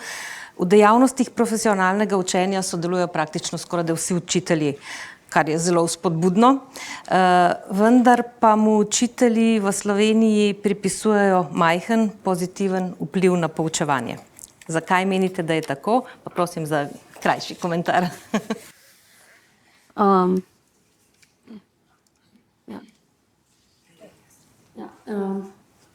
Ta podatek se že od leta 2018 nekaj dosta spremenil. To pomeni, že v letu 2018 so se učitelji zelo izobraževali, hkrati pa so poročali o tem, da ta ista izobraževanja, ki so se jih udeleževali, ne dajo velikih učinkov. Učinke dajo daljša izobraževanja. tako dokazuje strokovna literatura, znanstvena literatura, praksa. To pomeni, morda je treba razmišljati o tem, da namesto da odhajajo učitelji na 3-krat po en dan izobraževanja, da se raje odločijo za program, ki bo trajal celo leto, pa je bo imel 5 dni ali pa 3 dni v tistem letu in seveda, da bo imel takšne dejavnosti, ki bodo umestne dejavnosti, ki bo treba preizkušati v praksi, ki bo treba delati skupaj s kolegi, ki bo treba pridobiti povratne informacije, ki bo treba otroke kaj v zvezi sprašati, kako se te nekaj odraža. Ne? Da tukaj z vidika sistemskih ukrepov spet seveda smo šli v to smer, tako da se lahko s tem pohvalimo. V pravilnik smo se zelo dolgo trudili, da smo uspeli vsaj za višjega svetnika kot pogoj postaviti vsaj eno izobraževanje, ki je najmanj 24 ur dolgo. Smo se prizadevali za več, pa smo na drugi strani malo na upor sindikata naleteli, tako da bi si želeli več tovrstnih, a hkrati pa je to na nek način tudi naloga, bom rekla, ne naloga vodstva, ampak polagam na srce ravnateljem, ne da pri tem, ko prihaja do pobud, želja, ambicij učiteljev, da jih ob tem tudi spomnijo, ali pa jih opozorijo, mogoče izberite raje eno izobraževanje na leto, pa naj bo tiste daljšo, kot pa, bom rekla, 3-krat po 8 ur, ki vemo, da daje recimo samo neke hipne potrditve, ne vodi pa do izboljšav, tistih konkretnih izboljšav, ki si jih želimo v razredu. Hvala za komentar. Za naslednji komentar pa bi prosila magistrico Tamše, predstavnico Zveze srednjih šol in dijaških domov. Talis je spraševal tudi po uporabi digitalnih tehnologij v izobraževanju. Slišali smo nekaj mnenj učiteljev o uporabi digitalnih virov in orodij, pa tudi o uporabi umetne inteligence za poučevanje. Recimo 1/3 osnovnošolskih in skoraj polovica srednješolskih učiteljev poroča, da so pri svojem delu v zadnjem letu pred raziskavo uporabljali umetno inteligenco, kar vključuje uporabo umetne inteligence pri poučevanju ali za lažje učenje učencev. Kako bi vi komentirali te rezultate? Vsi se bojimo sprememb, najbolj pa sprememb trenutno, ki jih nam ponuja umetna inteligenca. Žal oziroma po sreči, je učitelje digitalno opolnomočil COVID, ko ni bilo druge variante, kot da se vsi naučimo Zoom, kot da vsi začnemo uporabljati vse te elektronske vire. Umetna inteligenca je orodje sodobnega časa. Pred njim ne smemo zapirati vrat, mora nam biti v pomoč. Projekt Digitalni učitelj, v katerega sem imela naša šola vključena in tudi kar nekaj srednjih šol, nas je opolnomočil s tovrstnim orodjem, deloma, tako da se učitelji ne bojijo tega uporabljati, uporabljajo to za oblikovanje različnih učnih listov, za bolj zanimivo utrjevanje, ne ocenjevanje, utrjevanje znanja, preverjanje znanja, ker dijakom je pa to digitalno orodje so jim blizu, in se jim v bistvu učitelji na ta način počasi približujejo. Najlepša hvala za komentar. Dr. Vogrinc, ste tudi vodja projekta Posodobitev pedagoških študijskih programov, ki se izvaja v okviru NO. Navezala bi se na podatek, da učitelji slabše ocenjujejo svojo pripravljenost za delo v razredu, saj precej manj kot polovica učiteljev meni, da jim je začetno izobraževanje omogočalo dovolj praktičnih priložnosti za poučevanje v šoli. Ali menite, da bodo posodobljeni študijski programi pokrili te teme, o katerih poročajo učitelji, da so slabše zastopane v študijskih programih? S temi spremembami, ki jih delamo v okviru projekta, ki poteka torej v okviru načrta za okrevanje in odpornost, mislim, da ne popolnoma. Torej, projekt se osredotoča na digitalne kompetence, osredotoča se na nekatere cilje trajnostnega razvoja. Tisto, kar pa ta raziskava kaže, je pa predvsem dodatno izobraževanje z področja dela z otroki s posebnimi potrebami, dodatna izobraževanja z področja dela s priseljenskimi otroki, in pa seveda tudi partnerski odnos s starši, kar je pravzaprav bilo nekako že tudi v tej diskusiji izpostavljeno. Tako da nekatere stvari, ki so izpostavljene, mislim, da naslavljamo, ampak to je zagotovo stvar nadaljnega razvoja pedagoških študijskih programov, ne pa posameznega projekta, ki je v bistvu tudi vsebinsko zelo ciljno usmerjen. Hvala za komentar. Dr. Lušin, živimo v družbi hitrih sprememb, raznolikost šol je vedno večja, prilagajanje raznolikostim pa prinaša izzive. Učitelji v raziskavi Talis poročajo o svojih potrebah po profesionalnem učenju, najpogosteje poročajo o visoki ravni potreb po profesionalnem učenju na področjih vodenja razreda za izboljšanje vedenja učencev, metode za podporo socialnemu in čustvenemu učenju učencev, poučevanju učencev s posebnimi potrebami in prakse ocenjevanja učencev. Kako dobro ponudbe programov nadaljnjega izobraževanja in usposabljanja pokrivajo potrebe vsebin, ki jih izražajo učitelji? Hvala za vprašanje. Z dvemi mehanizmi naslavljamo nadaljnje izobraževanje pa usposabljanje. Eno je sam razpis za programe profesionalnega usposabljanja, kjer vsako leto s ciljnimi temami usmerjamo izvajalce teh programov, da se prijavijo in jasno potem ta usposabljanja tudi izvedejo. Na njih najvišje kotira po številu programov, število tistih, ki naslavljajo socialno-čustvene kompetence, sledijo posebne potrebe, medtem ko so, se pravi, vodenje razreda je nekoliko slabše zastopano, bi pa mogoče tukaj vseeno povedal, da če pa pogledamo število programov, ki se nanašajo na samo poučevanje, pa je ta številka izredno visoka. Drugi mehanizem, ki je ciljno usmerjen, je mehanizem, pogovorno rečeno, študijskih pomoči. Gre zopet za javni razpis subvencioniranja šolnin za programe nadaljnjega izobraževanja in usposabljanja, konkretno študijskih programov za izpopolnjevanje in pa tudi krajših študijskih programov, kjer še posebej naslavljamo posebne potrebe, večkrat je bilo danes rečeno, da je to izziv in število teh, se pravi, če gledamo po številu subvencij, je to število najvišje prav za to področje. Hvala za komentar. Gospod Božič, nekajkrat je danes bila že omenjena tema stresa, tudi vi ste jo omenjali. Med letoma 18 in 24 se sicer delež učiteljev, ki poročajo, da pri svojem delu doživljajo veliko stresa, ni bistveno spremenil. Tudi mednarodno primerjalno je delež enak, kot je povprečje OECD, vendar pa kljub temu v osnovnih šolah skoraj 1 od 5 učiteljev doživlja veliko stresa, v srednjih šolah sicer nekoliko manj. Kot najpogostejše vire stresa pa navajajo preveč administrativnega dela, reševanje pomislekov staršev in vzdrževanje discipline v razredu. Lahko prosim za vaš komentar tega? Jaz staršem vedno povem, da je učitelj danes nekaj najbolj dragocenega, kar lahko si želijo za svojega otroka v vseh nadaljnjih letih šolanja. Danes učitelj ni več samo po sebi umeven. Šole iščemo učitelje z lupo, lučmi, pa še s čim drugim. In učitelja največkrat zgubimo na šoli lik zaradi teh dejavnikov stresa, ki jih povzročajo vedno znova samo posamezniki. Posameznik ima danes moč, da učitelja pripelje do tega, da tudi izstopi ven iz svojega poklica. Vedno najbolj prizadene najbolj srčnega učitelja, ker če ne bi bil srčen, potem bi mu bilo itak vseeno.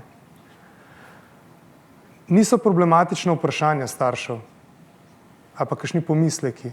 Problematične so grožnje, zahteve, očitki, žaljenje, niste sposobni, ne znate, tega niste tako naredili, to ste narobe rešili. Če starš pošlje učitelju mail, ogorčen mail, zelo neprijeten za branje, v katerem zahteva takojšno pojasnilo, kako je možno, da je otrok neutolažljivo doma jokal, zato ker je moral iz tal pobrati svinčnik, pa nekaj ni ok. Ker, zakaj je mogel pobrati svinčnik dol? Zato, ker ga je vrgel dol sošolcu. Ampak otrok je doma neutolažljivo jokal. In zdaj moramo, tega pa ne bomo dopustili. Skratka, učitelji so postavljeni pred zahteve staršev, pred izzive, kako s temi starši sodelovati. Izzive komuniciranja staršev. Prej smo govorili o študijskem programu, tam bi bilo zagotovo temu potrebno nujno nameniti več časa. Mladi učitelji imajo s tem mogoče še majčkeno večji izziv, mlajši si. Potem je pa en starš, starejši, on ve, ne, se ti še niti otrok nimaš. In študent po zaključku študija bi mogel priti bolj opremljen na to temo k nam. Druga stvar, ki jim povzroča stres, je pa ena izmed zelo pomembnih, je pa ohranjanje tega pedagoškega mira oziroma pogojev za varno in spodbudno učno okolje v samem razredu, kjer lahko spet en posameznik ruši sistem tako rekoč uro za uro. Jaz tukaj vidim en zelo pozitiven korak, ki je prišel za spremembo zakonodaje, še posebej zakonom o osnovni šoli, ki bo šolam omogočil, da bo bolj uspešno reševala take primere, kjer bo učitelj lahko otroka, ki v resnici krade čas drugim otrokom, s tem, ki zahteva konstantno pozornost zase, ga vseeno na nek način pripravlja do tega, mu dala vedeti z določenimi koraki, da to ni ok, da so vsi otroci v šoli enako vredni. Nihče ni več vreden od drugega, nihče si ne zasluži več pozornosti kot drugi. Učitelj se je dolžen posvečati vsem, ne samo posameznikom. Jaz razumem te stresne dejavnike, v šoli jih naslavljamo, delamo vse, kar je možno, da bi učitelje podprli in pomagali pri reševanju teh situacij, ki jih imamo. Bo pa verjetno treba tudi na sistemski ravni več narediti na temo duševnega zdravja učiteljev. Za sredstvi, ki jih imamo šole na voljo, to je en žakeljček, ne žakelj, iz katerega moramo pobrati sredstva za vse. Od izobraževanj do stroškov za tisto, do stroškov za uno, do stroškov za tretje. Jaz zagotovo nimam sredstva, da bi učitelja poslal reševati neko duševno stisko v neko zunanjo inštitucijo. Jih nimam. Rabil pa bi jih v nekaterih primerih. Tako da tukaj bi tudi želel, da se tudi na sistemski ravni, na ministerski ravni o tem začnemo veliko bolj resno pogovarjati in da dobimo tudi tukaj z te strani podporo, kako pomagati učitelju, ko pride v stisko. Hvala za vaš komentar. Vidim, državna sekretarka si že piše. Prav tako bi se rada še enkrat zahvalila vsem razpravljavcem za njihove prve komentarje in razmisleke, ki so jih delili z nami. Zdaj pa mislim, da je čas, da damo besedo tudi udeležencem v dvorani, tako da k delitvi mnenj ali zastavljanju vprašanj vabim udeležence v dvorani.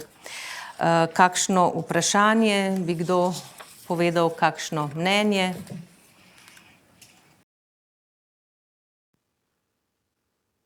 Ja, hvala lepa za besedo. Ima Premet Kahan z Ministrstva za rada za razvoj in kakovost izobraževanja. Sem bil zadovoljen, kako so delali.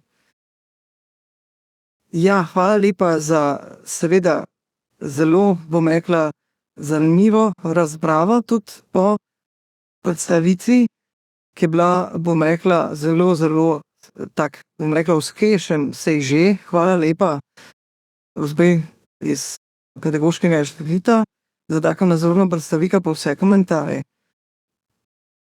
Jaz sem pedagoginja starega kova, delala sem 20 let približno v praksi, ne sicer neposredno v razredu, ampak pri drugih oblikah.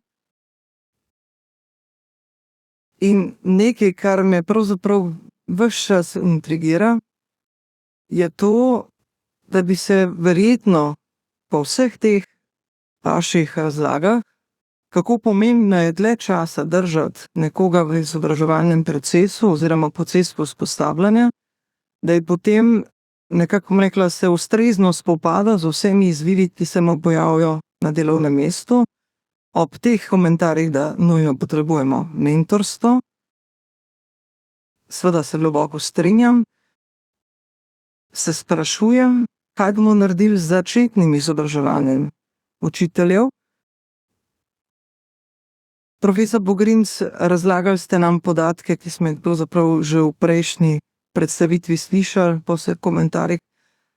Premalo smo slišali, pravzaprav, kako razmišljate na univerzi in na pedagoški fakulteti o tem, kako spremeniti študijske programe oziroma s kakšnimi pristopi jih izboljšati, ker nam v resnici to, kar poslušam na temo nadaljnjega izobraževanja in usposabljanja, podatki kažejo, da se vendarle na nek način učitelji prestabo pripravljeni.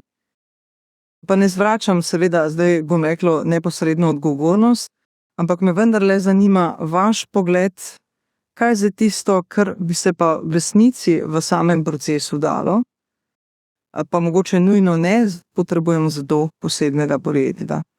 Ker vendarle je proces univerze tisti, ki naj bi vzporedno seveda s pedagoškim procesom in peljal tudi raziskovalno in razvojno delo. Hvala lepa. Hvala, boste kar vi. Hvala za vprašanje. Torej, če združim podatke, ki jih imam iz različnih analiz, ki smo jih delali, bom rekel tako. Usposobljenost učiteljev oziroma mnenje o tem, kaj jim je dalo začetno izobraževanje, je še vedno zelo, zelo povezano tudi z vsebinami, ki so prisotne oziroma niso prisotne v pedagoških študijskih programih. Torej, mislim, da dosežemo zelo dobro usposobljenost na posameznem strokovnem področju. To pravzaprav pomeni vsebina posameznega predmeta in to je pravzaprav tudi nekaj, kar je v naših programih zelo veliko prisotno.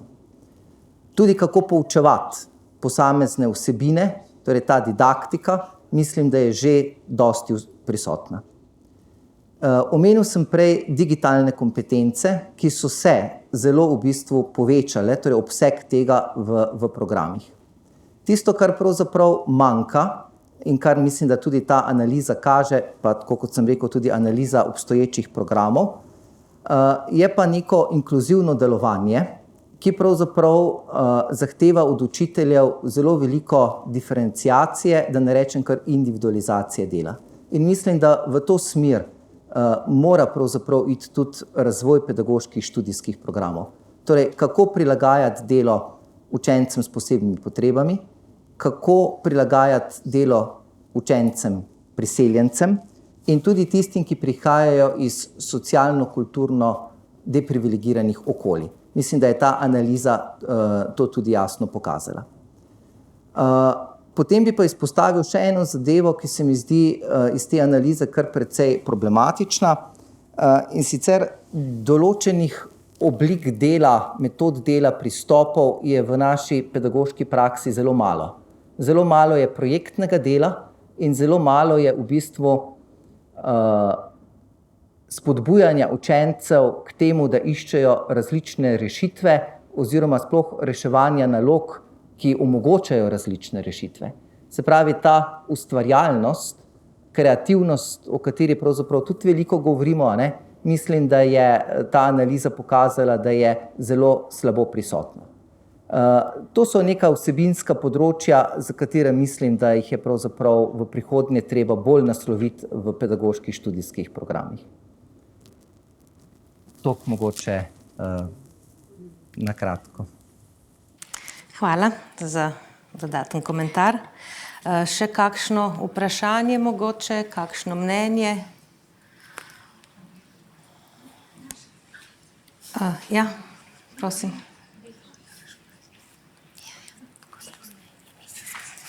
Eden od izpostavljenih podatkov je pravzaprav bil to, da imamo pri poglobljenem sodelovanju učiteljev na nek način v slovenskem prostoru državo, ali pa da je ta vidik sodelovanja manj zastopan pod te bolj površinske stvari, izmenjamo slične liste, z njim se kakšno zastanosti znanje in tako naprej. Pa me v bistvu zanima, to je vprašanje za ravnatelja, kakšne so ovire za to poglobljeno sodelovanje, se pravi timsko poučevanje, skupno projektno delo, medpredmetno ocenjevanje, zdaj le prinašamo v prostor, recimo, kolegialne hospitacije in kako je te oblike sodelovanja mogoče spodbuditi, sploh v luči, najkar ste zdaj že držali v roki nove učne načrte, ki imajo neke skupne cilje, ki jih bo treba implementirati pač po celem programu, ne znotraj posameznega predmeta in koščka, ampak v nekem zelo globokem sodelovanju. Kako torej vidite, da je mogoče to sodelovanje spodbuditi in ali so kakšne ovire na sistemski ravni, ki jih bo treba nasloviti?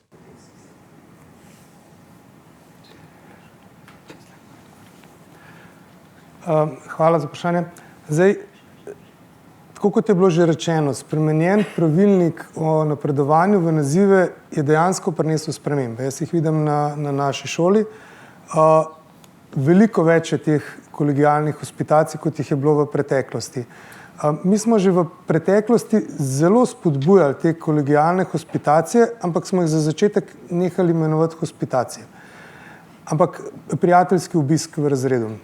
Zato, ker se mi je zdelo, da je učitelj to hospitacijo videl kot tisti, ki je dobil obisk v razred, ga je bilo strah, joj, kako bo pa zdaj to izgledalo, kaj pa če mi bo motil pouk, pa skratka nek strah, kako se bo pokazal pred svojim sodelavcem. Sodelavci pa potem tudi kar nekako niso želeli prositi ali pa vstopati v razred, zato da ne bi motili pouka in tako naprej. Skratka, nek tak čuden občutek je bil. Mi smo temu potem rekli, ne, to je pa od zdaj naprej ni več hospitacija, to je pa prijateljski obisk, vidva se samo zmenita, pejta, usedite se odzadi in poslušajte in spremljite en drugega in potem malo poklepetejte. Ne rabite nobenih zapisnikov delati nič. Popolnoma neformalno. To smo imeli že v preteklosti, potem je pa zdaj za spremembo tega pravilnika, dejansko se spodbuja, kar se mi zdi super, to kolegialno hospitiranje, temu pa zdaj spet rečemo kolegialne hospitacije, in je tega veliko več, kot je bilo.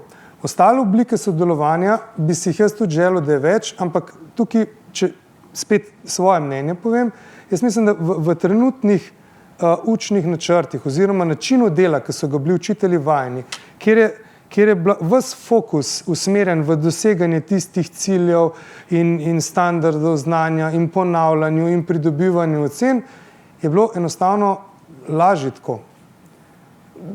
Večja možnost je bila, da si prišel do tistega cilja, kot če bi zdaj si vzel čas še za medpredmetno povezovanje, pa skupno ocenjevanje, pa pol ne vem, če mi bo to uspelo v nadaljevanju in tako naprej.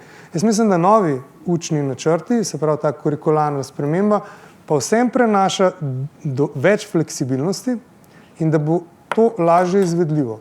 In da bo mogoče učitelj lažje stopil iz tega zelo fokusiranega sistema svojega učnega načrta in zdaj od prve šolske ure pa do zadnje šolske ure moram pripeljati pouk tako, ker če ne, pač ne bom prišel do cilja. In učitelj, ki bo dobil za mano v naslednjem šolskem letu 8. razred učence pri matematiki in bo videl, da tega ne znajo, ker jih jaz nisem naučil, tako tudi učitelj seveda gleda na svoje delo, da bo s temi novimi učnimi načrti to lažje.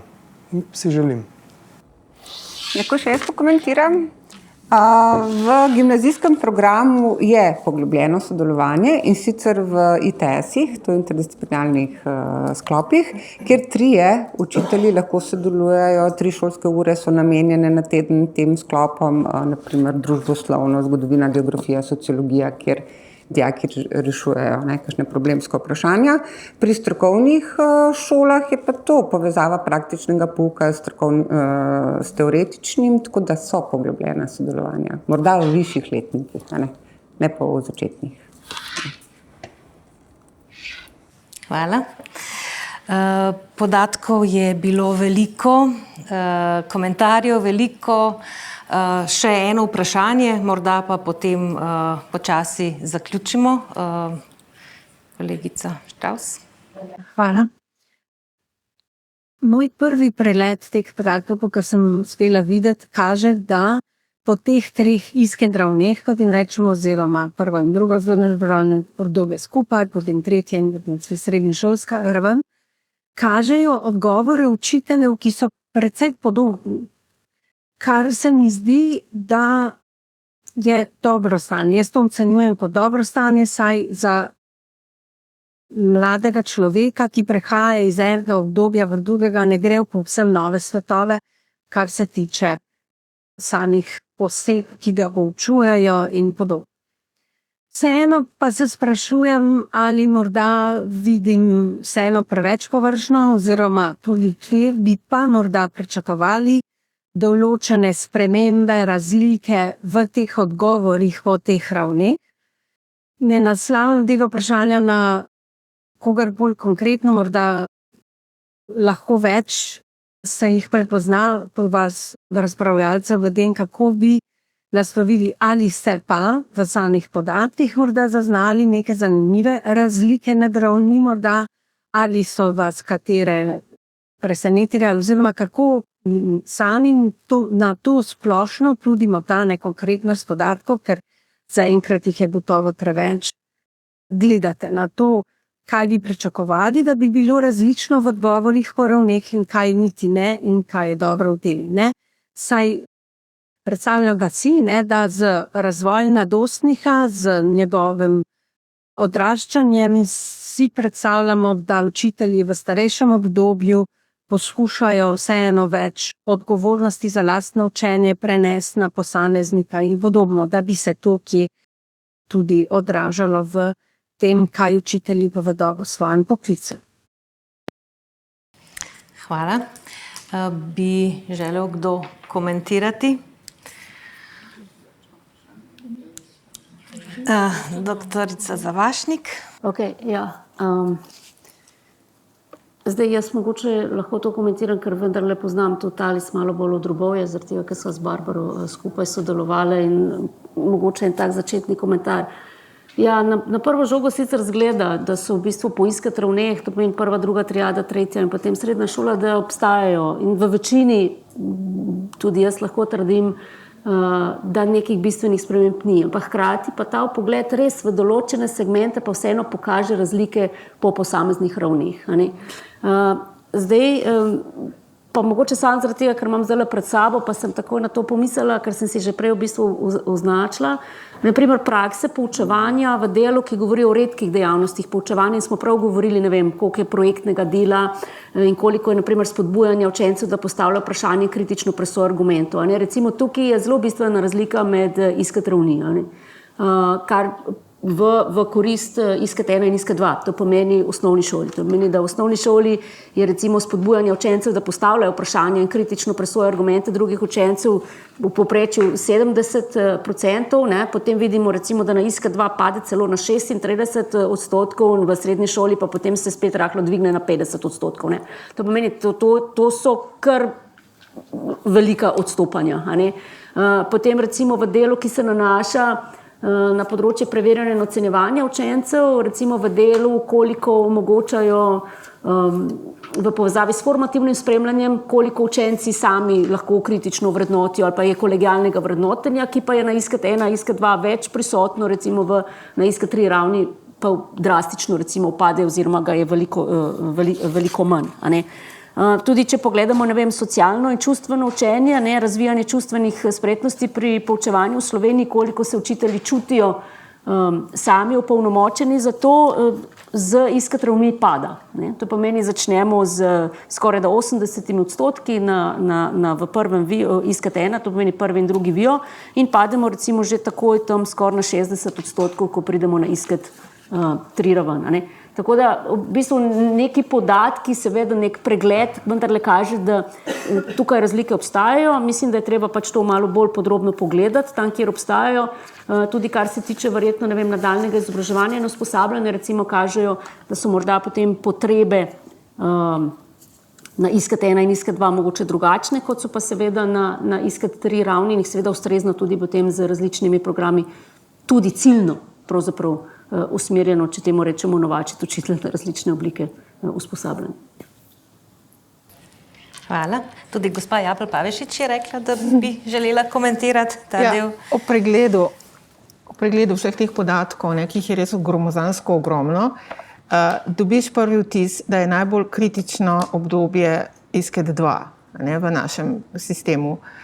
Tam so podatki, kjer so negativni, najbolj negativni, kjer so pozitivni, so tudi bolj pozitivni. Torej, razlike so največje ravno med ISKET 2 in do obeh drugih. Torej, v srednji šoli jaz razumem, da so učitelji tudi drugače izobraženi, torej njihova pot študijska pot je druga in zaradi tega prihaja do določenih odstopanj v stališčih. Tudi učenci so v srednjih šolah po svoji lastni motivaciji, končno je to njihova izbrana šola, kar vse dela razliko do obdobja ISKET 2. Ne? In fino je, da imamo za ISKET 2 največ podatkov, največ primerjav, tudi največ držav, s katerimi se lahko primerjamo. In jaz bi tukaj opozorila na to, da ne pozabimo, da je TALIS 56 držav vključil v primerjavo. Ne? Nismo samo mi pa OECD povprečje, ampak so države, ki so nam blizu, ki jih poznamo iz drugih raziskav, ki so nam lahko zgled za določene stvari. Pa imamo Finsko, imamo Švedsko, pa imamo Latvijo in Litvo za staro populacijo učiteljev, kaj tam počnejo. Ne? In razlike med stopnjami teh ISKET-ov se lahko ublažijo tudi s tem, da pogledamo, kaj se dogaja v drugih državah. Imamo tudi nekaj držav, ki so naredile ISKET 1, populacijo, Španija mislim, da je bila, ki se lahko primerja, pa Italija ima te probleme. Ne? Tako da ne pozabimo, da imamo države zagledati, ker TALIS je namenjen tudi temu, da se države učijo ena od druge o sistemih. Ni treba, da smo vedno sami izumljamo vse rešitve, mogoče se splača pogledati kakšno državo, ki ima že prakse vključene. Ne? Hvala. Najlepša hvala. Morda še kdo od udeležencev? Potem pa bi se vsem najlepše zahvalila za sodelovanje, za res zanimivo in bogato razpravo. Hvala tudi udeleženkam in udeležencem v dvorani. S tem zaključujem današnji dogodek in upam, da boste še veliko uporabljali TALIS rezultate. Hvala.